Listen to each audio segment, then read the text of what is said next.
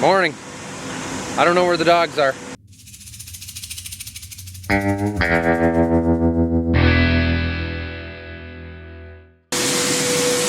Morning. I'm thinking maybe we should get the dryer or the wet bin empty. Okay. Or at least by tonight. Then tomorrow from down to the Onyx combining and you're not here, they can dump into the wet bin to fill that. The last 3 days of actual harvest here are going to be real jumbled around. We're going to be moving corn around. It's always slow just to try to move, just to fit all the pieces together in the very end. And on top of that, tomorrow I'm going down to southern Minnesota. I got to drive 3 hours south, and I'm going to be volunteering with Farm Rescue down there. They've got a case where they've got a family farmer who was injured and they need some help harvesting. Sounds like they have a lot of equipment, so I'm just going to volunteer my time, bring that content to you guys, do a video on that, show you again what Farm Rescue is all about. And yeah, that should be a fun day, but it does take me away from here for an entire day. And the Peterbilt here has got a bit of an overheating issue. Every few loads or so it way overheats. I have not had a chance to look at it. I was in the combine yesterday, but Dad thinks we gotta rinse out the radiator or the filters or something. He wants me to pull it over to the concrete, so we'll go do that. Dad seemed to want to tackle that project on his own, so I'm gonna go fuel up a truck. All he's doing is washing out the radiator with a hose. I think we think the radiator's just dirty. The trucks go in and out of the field all the time. Clutch fan kicks on that thing constantly. I kind of think the radiator's just got enough dirt in it now after several years of going in and out of cornfields that it just can't cool very well. Man, it's a chilly one this morning. And truck 3, same old, same old. Check the oil, check the tires, give it fuel if it needs it, and maybe wash the windshield.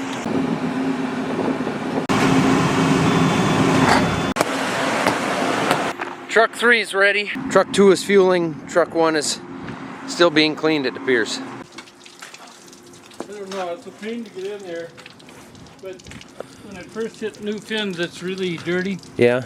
And then after a little water, it looks a lot better. It looks a lot cleaner. Well, it looks dirty coming out. It is. It's all really dirty. But when you first hit some of the fins for the first time, it's really black and dirty in there. Truck 2 is full of diesel. All that dirt I could see on the front of the radiator at the bottom is gone now. So you've definitely done something.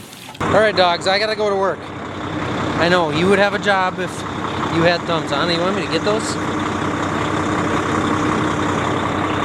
Oh, she's all annoyed because I took her huckleberries off her back. Lunch, breakfast, lunch, dinner, who knows. 205 acres to go in a couple different pieces, but about 50 acres of that is test plots. So that's gonna go really slow, and then with meat gone tomorrow, that's gonna push it back. So we got 3 days before we finish taking corn. And then of course all the tillage and cleanup, there's gonna be, 10 days after that. Everybody's going. Everybody's getting close to wrapping up too, from what I understand. Held up by a red combine. Go figure. I'm just kidding, don't get all worked up. I think we should do like a special live YouTube from my haircut lady's chair, from Jen's shop, with a case of, maybe a box of beer, and Randy, the master pipe layer, and we should both get double haircuts live on YouTube after harvest is over. What do you guys think? Good morning, tractor. Ooh, that back end though. Is that how the kids say it?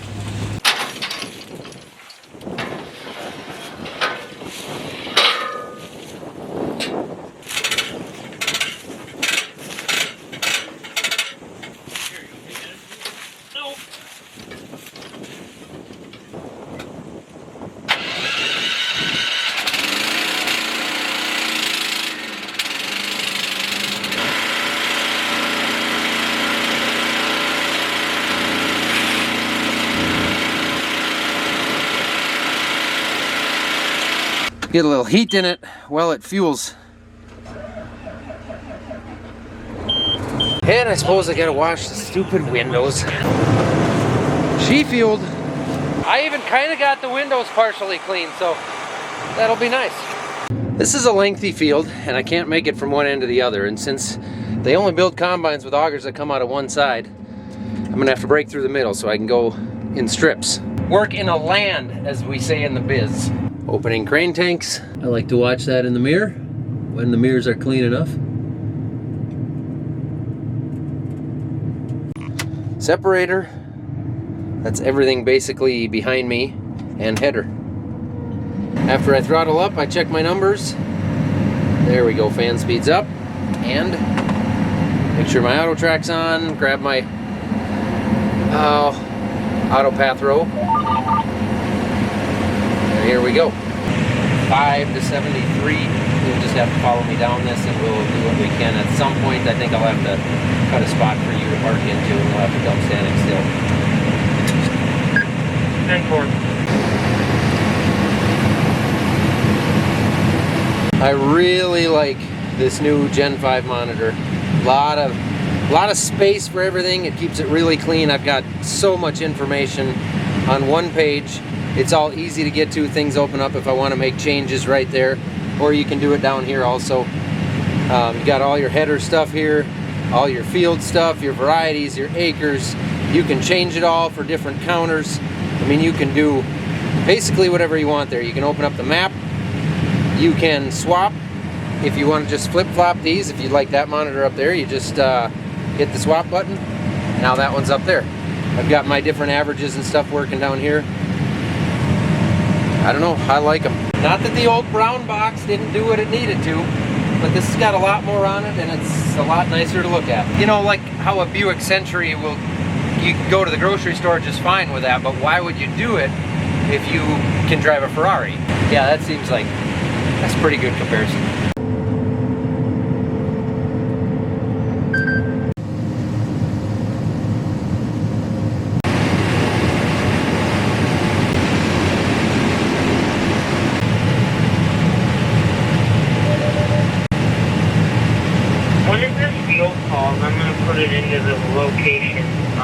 And we're in business, tracking with the machine sync right there. Watch this, I can push a little button, a little trigger finger action, and I can send him forward because my peak's getting a little full. So I'll just send that grain cart forward and start filling the back of the cart. Ain't that handy? And he's off to go fill a truck because that's enough weight to do that. So I'll jump the gap here and come down this other side. That way once he's done, he can pick me up over here again somewhere. So that way the auger is always facing an area where the grain cart can get to you. Onyx, that's another full truck there you can go fill, and then when we get to that end next time I'll swap with you.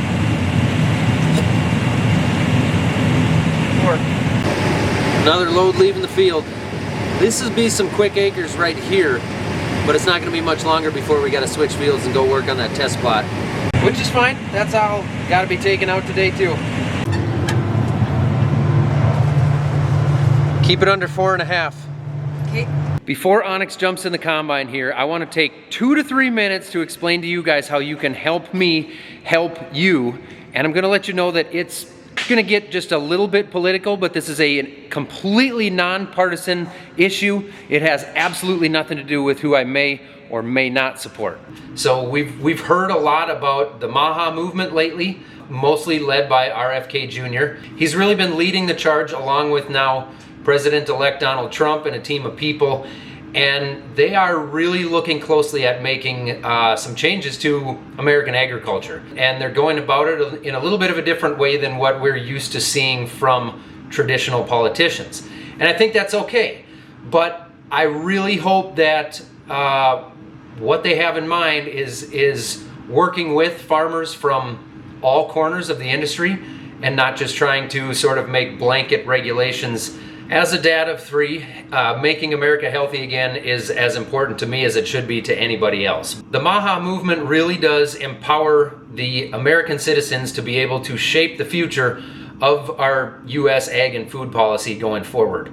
Right now, through public voting, citizens can actually go on and nominate people for key leadership positions within this next administration. And I have been nominated as one of these people that you can go online and vote for, and hopefully I can get into one of these roles where I can help to shape this policy moving forward and make sure I can bring some common sense to Washington along with a team of other people to really shape the future of the industry. So here's what I'm asking for from you guys. I need you to click the link below, head on over to that Maha website, cast your vote for me, Zach Johnson, Z-A-C-H, if you need to search it. That link's gonna take you over there. You are gonna have to set up an account in order to cast a vote. That's just the way it works. But please cast your vote for me, help get me in there, and hopefully we can make sure that this initiative is gonna be led by people with common sense who understand how to make sure family farms continue to be prosperous and healthy moving forward. All right, we are swapping operators. So between him and Dad, most likely I'll pretty much be completely out of a combining job next year. And I guess ultimately I can only really be proud of that.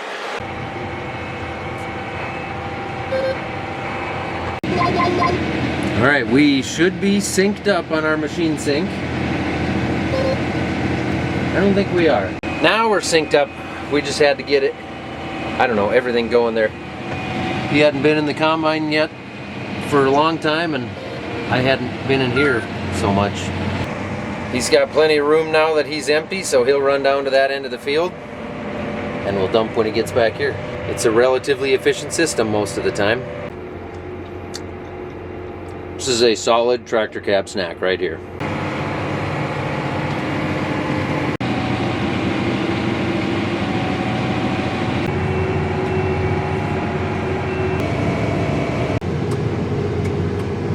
You are full, 23. Yes, sir.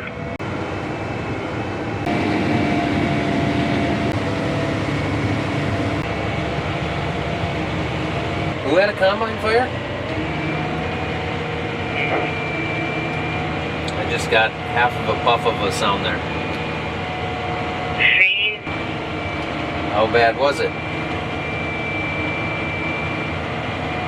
As bad as it can get. None of that.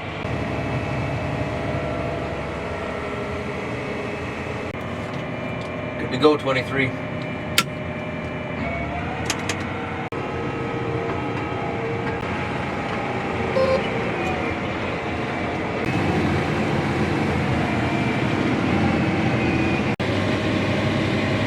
Onyx, you can shut the separator and head her off and run up by that other truck, and I'll meet you up there after I dump into Josh's truck here. One more truck to fill right now, and then we're gonna go 1 mile that way and start taking out our test plots.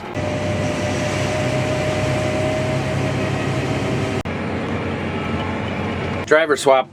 Somebody likes their seat a lot lower than what I can have it. Well, we certainly don't bait deer around here, because that season's coming up, but sometimes we do spill a little corn in convenient locations. I'm not gonna say who did that, who it was, but it wasn't Onyx.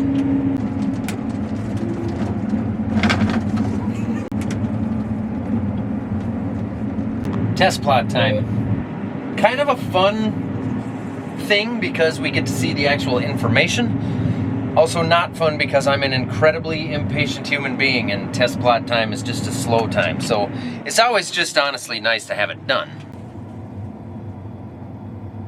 All right, I'm gonna open up my Op Center app here, get to the field so I can double check on my seeding hybrids, which are in the map over here. I just want to double check everything because that's how I am. Matt. How's it going? Good, how are you? I can never tell if you're talking to somebody or talking to yourself. I talk to myself an awful lot, yeah. That's what I've noticed. Just positive encouragement for myself. Okay, the first product we're testing is the Inhabit P, which is like a phosphorus unlock product, right? So that the crops can uptake it from the soil. Correct. I need to say it in very straight layman terms.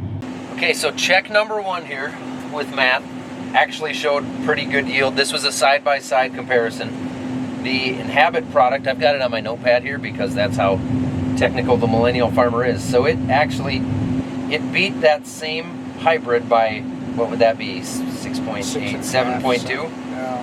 Yeah, I guess it is. 7.2 bushels. That's 2 6s? Yeah. Yeah, 7.2 bushel advantage. Actually, that's right at 1 acre, 0.99 of an acre. So test number 1, pretty promising. The moisture was 0.2 higher, so we'll see what the other strips do. Second test is almost complete. We don't have numbers yet. Are you nervous? Oh, I'm not nervous, but this one is not. This one is going to beat the last outage pass. It's going to beat it? Yeah, I think so. I've been watching the average go up. Second pass didn't go quite as well, Matt. No. You lost by a little bit. This is where having it on the op center, though, is going to make a huge difference. Be able to break it down into spots. That first pass that beat a check had a tile line in there that we had to hop over and had a washout on the far end. That last pass was the first full pass that we took. Yes. It was only a couple bushels more than the treatment. And the numbers just got better as we moved north in the field. Yep. And if you take the average of the 2 tests and total them out. So I think when we actually get it out on a map and we look at where soil types were and look at where those holes and stuff, I think I'll be satisfied. Yeah. We didn't blow it out, no. We got more tests to take. We got more stuff to take. Okay, Matt. It does seem to be getting better. It appears like you were picking on me earlier, but it appears like it's doing it, isn't it? Yeah. Yeah. I was trying to find the weakness after the second test, but now we've done the third and the fourth, and it's considerable. 18 bushels on the first one, or it'd be the third test. First one on this side of the field, third test. Well, which is crazy. We're going to average those numbers, and we're also going to compare where these different areas are. Average everything out. Different soil types, because I think that will. But that's up against the side-by-side with a tester, and the fourth strip did 12 bushels, almost 12, just under. Yeah. So I don't want to promise everybody you're going to get 12 bushels. No, I wouldn't do that. But But it is doing what we want it to do. We could say that. Yeah, it seems to be. We've got 2 more check strips here, and then we've got some on the north side of the field on some sandier ground, so we'll see what happens. All right, we finished Matt's plot here, the FBN plot. We did 10 side-by-side comparisons. How did you want to word it? Outperformed? Won? Yeah, I think so. 7 out of 10 was. You won 7 out of 10 of them, and most of them were by a considerable amount. So we're going to take that info. I'm not going to give you guys any actual numbers right now because Matt's going to take that info. We're going to look at that and make sure we average things out and take a much better, more scientific look at it. But you were going to bring soil samples and tissue samples to the lab also to see, how the soil and the plants are actually reacting to it. But definitely something I'm going to be looking into. That is one of the products that you can get 0% financing on. If you purchase it before the end of the year here, you can get 0% on it all through next season. So you can get it delivered, you buy it, get it delivered, put it on the ground and grow it and harvest the crop next year all before you pay any interest on that. So yeah. Thanks, man. Perfect pitch, man. I'm happy. Now we got to grab a piece of note paper from Josh that's in this tractor because I left it in here from when I planted the test plot this spring. Okay, I got the information that I need for this county plot. This next plot, this county plot I keep talking about now, if you've watched in the past, you've seen us harvest it, seen us plant it, but it is a plot where different seed companies will put 1 or 2 different hybrids of seed in there, and it's stripped all through the field here to compare against different soil types, etc. They pay money to our local county corn and soybean growers board, which I'm a member of. We use that money to give out scholarships to students that are going into an ag-related field. So there's a lot of counties, at least in Minnesota, I believe in a lot of states, that do something similar to this. So it's a great way to raise money for the kids that are going into agriculture, while also, getting these hybrids and having multiple different farmers test this, and then we'll take this and we'll have 3 or 4 other, 5 other farmers that test these same varieties as us, and we can then sort of average that data out and see, what was the best hybrid on what soil types, and all the information that farmers want.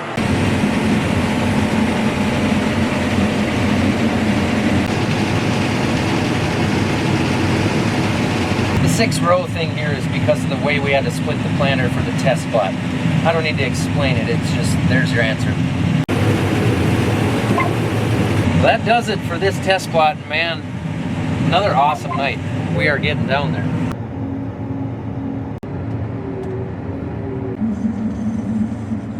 This is it. This is the final 120 acres here. Dad and I are gonna go fill a truck with the grain cart that's sitting down at the field I just left, which is down there. Then we're gonna bring that truck home and call it a night. Tomorrow I'll be gone, so they'll pick away at this without me. It'll be a little bit slow. I know Onyx is gonna run a combine, and then I'll be back, and we'll finish up in 2 days.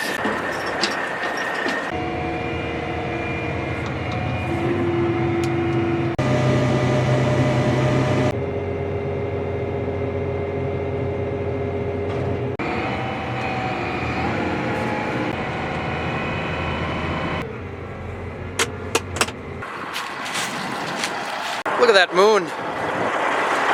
Cameras don't do the moon justice. That's it for another day. We got the test plot field out, so that always feels good because that's a slow process. I'm gonna head down tomorrow to help out Farm Rescue on a case in southern Minnesota, so I'll be 3 hours south, and then the following day is gonna be our last day. So thank you guys for watching once again. Make sure you check out the next video with Farm Rescue. Fantastic organization. Okay, keep it between the rows. Speaking of keeping it between the rows, if you haven't checked out our second YouTube channel called Between the Rows, it's linked down below. We're gonna do some more racing this winter. I'm going back to the Dome in St. Louis, big indoor race down there. We're gonna take the 6X modified down there. Onyx's car is gonna be gone through, and I'm hopeful that he's gonna be running down in Arizona again. We should have a pile of videos from Arizona coming. That's not until January, but make sure you head over to that channel, get yourself caught up, and we're gonna do some racing this winter again.